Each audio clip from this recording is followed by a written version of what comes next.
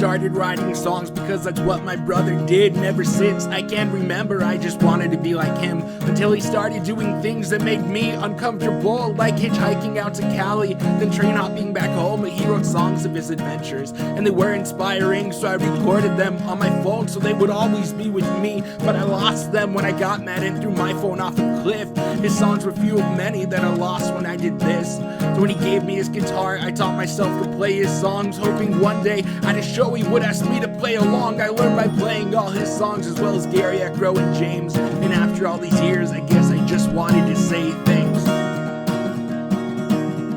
I've been a part of this community since just 14 years old, and I still do not know how much value I really hold, because I seem to place my worth on what I hear you people say. But I'm too scared to stick around for the whole show to hear it anyway. So not many know my real name or who I am when I don't sing, and I know it's my own fault, but it's the truth and it can sting. But now that you know my system, I feel like the data is all flawed, but not as flawed as I am when I think you want me gone. I have a confession to make, and I am being quite sincere when I say when I first came out shows, I thought you were something to fear. I guess my dad got in my head, and knowing him, I should know better. But I used to think a punk and never be a Christian debtor, and I feared when you discovered how religious that I was, I would be kicked out of the only place I really came to love. You don't believe the things I do, I don't believe the things you do, but you believe in me, and I believe in you. I don't believe in Bigfoot because he doesn't believe in me. I scan the crowd at all my shows and only see his empty seat. I'm afraid of confrontation, yet I always start the fights. I'm bipolar, and sometimes I just can't see what is right. Yeah, things can get real tough sometimes, that's what I try to sing about, even if my poor vocabulary makes it hard to pick that out. And I often do songwriting because it feels so therapeutic to let out all these emotions I just don't know what to do with. And I always do my best to be kind to those I write about, unless that someone is myself, because I'm not someone that I care about. I put an inside joke in every song I ever write, but no one ever knows to laugh because I won't let them inside. But now I am in therapy to work on liking who I am, and I feared that when this started I wouldn't write a song again, because I'd have a healthy outlet for all the things I hate inside. But it turns out I can do both now, and I'm starting to feel alive. I must correct myself because I'm sure I'll always want to die, but I can start to see why some people enjoy being alive.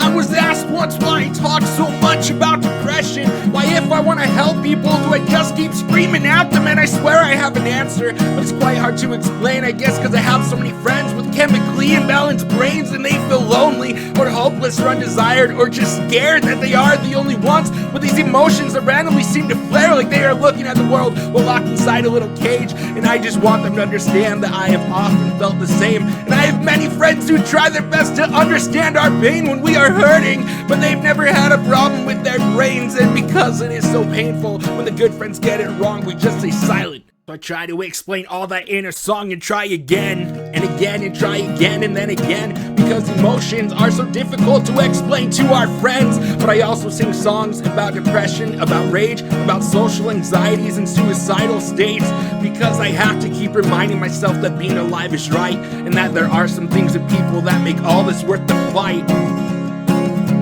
Sometimes when I write a song, I get real proud of myself until I go to the next show, and then I listen to someone else, and I think maybe it's best if I quit and never waste my time on all this music and emotion and getting it to rhyme. And I could be the guy who goes to every show but never sings, and every band knows his face well but can't quite remember his name. And I could support indie music from the comfort of my room, and no one would look at me and say, don't you write music too? Because when people notice me, I'd rather be my phone thrown off a cliff. I still don't know the difference between a progression and a riff. I'm just a kid who tells sad stories while holding a guitar, and this all feels like a dream or a nightmare that went too far. I also do my best to address some happy thoughts, because there are too many bands that only sing sad songs, or that sing about corruption or oppression or of hate. And I'm sure we can find joyful things through which we can relate. For example, I have a brother who encouraged me when he gave me his guitar, and he told me I could sing and people would listen because I matter to them,